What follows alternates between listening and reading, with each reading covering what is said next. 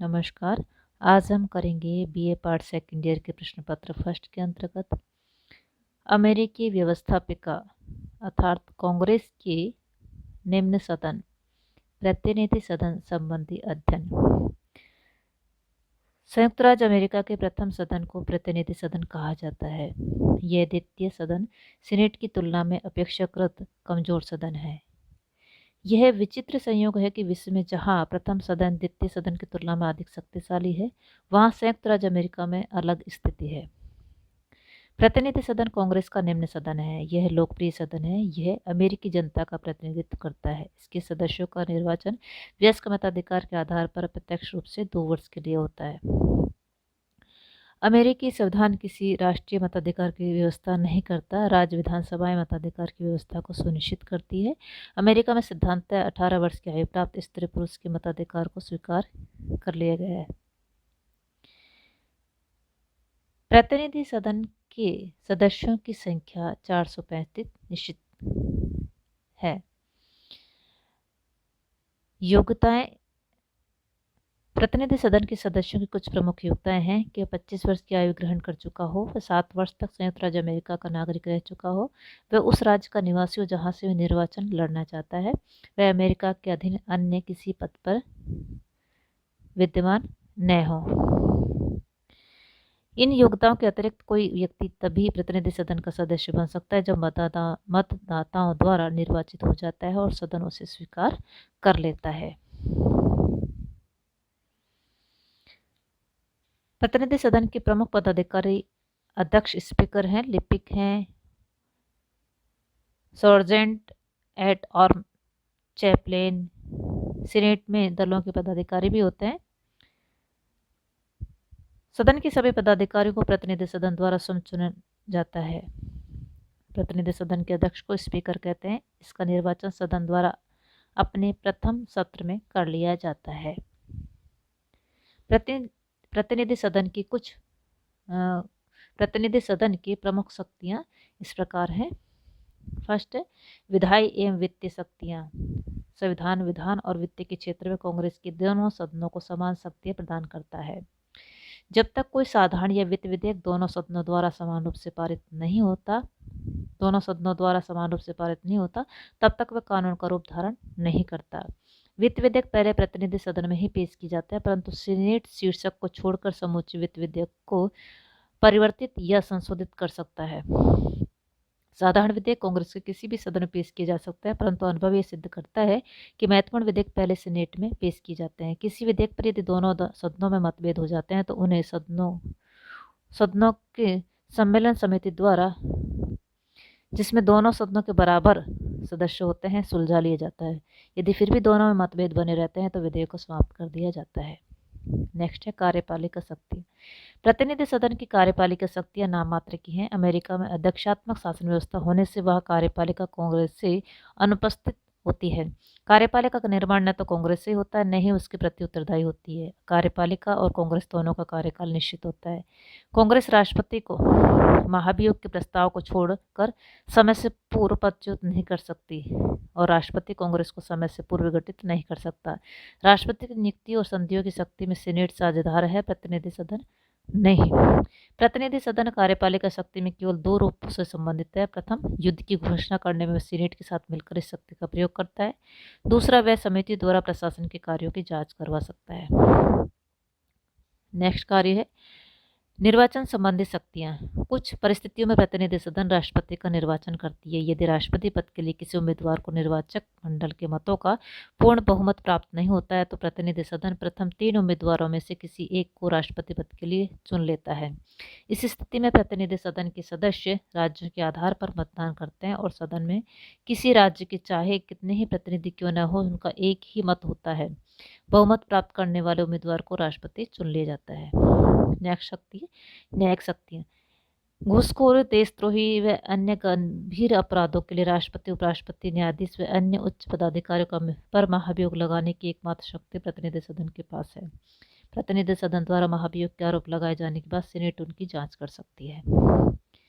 Next है संवैधानिक शक्तियां। प्रतिनिधि सदन सीनेट के साथ मिलकर अपने 2/3 बहुमत से संविधान में संशोधन करने के उद्देश्य से किसी प्रस्ताव को पारित कर सकता है।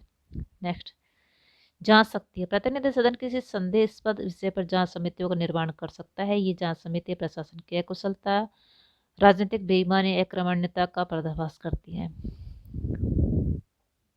अन्य शक्तियों में प्रतिनिधि सभा अपने सदस्यों की अनुशासनहीनता को रोकने के लिए उनके विरुद्ध अनुशासनात्मक कार्रवाई कर सकता है। वह सदन अपनी कार्रवाई का कार्य संचालन के लिए नियम निर्धारित करवाता है।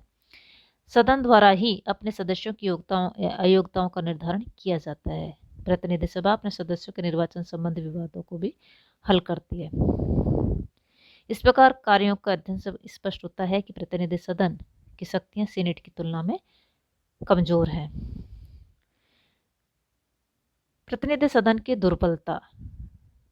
प्रतिनिधि सदन न केवल सीनेट से निर्बल है, बल्कि वह विश्व की संसदों के निम्न सदनों की तुलना में भी निर्मल प्रभावहीन सदन है।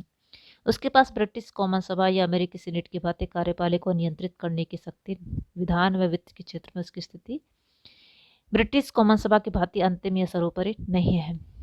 उसके विवादों ने ब्रिटिश कॉमन सभा या सीनेट की विवादों की भांति किन्हीं ऐतिहासिक विवादों का रूप ग्रहण नहीं किया। उसके सदस्यों की महत्वता और प्रतिभा ब्रिटिश कॉमन सभा या सीनेट के सदस्यों की भांति नहीं रही है। तो प्रतिनिधि सदन की निर्बलता के कुछ कारण हैं, जिनमें प्रमुख इस प्रकार हैं। फर्स्ट है विधान और वित्त के क्षेत्र में निर्बल। ब्रिटेन और भारत में निम्न सदन उच्च सदन से इसलिए शक्तिशाली और महत्वपूर्ण है कि विधान और वित्त के क्षेत्र में उसकी शक्तियां उच्च सदन से अधिक और निर्णायक है। दूसरी और अमेरिका में विधान और वित्त के क्षेत्र में प्रतिनिधि सदन और सीनेट की शक्तियां बराबर है। जब तक कोई साधारण विधेयक या वित्त विधेयक दोनों सदनों द्वारा समान रूप से पारित नहीं होता, तब तक कानून का रूप धारण नहीं करता। निसंदेह वित्त विधेयक पहले प्रतिनिधि सदन में पेश किए जा सकते हैं, परंतु सीनेट शीर्षक को छोड़कर समुचे वित्त विधेयक को संशोधित कर सकती है। साधारण विधेयक से भी सदन में पेश किए जा सकते हैं, परंतु अनुभव यह बताता है कि महत्वपूर्ण विधेयक पहले सीनेट में पेश किए जाते हैं। कार्यपालिका संबंधी शक्ति में निर्बल।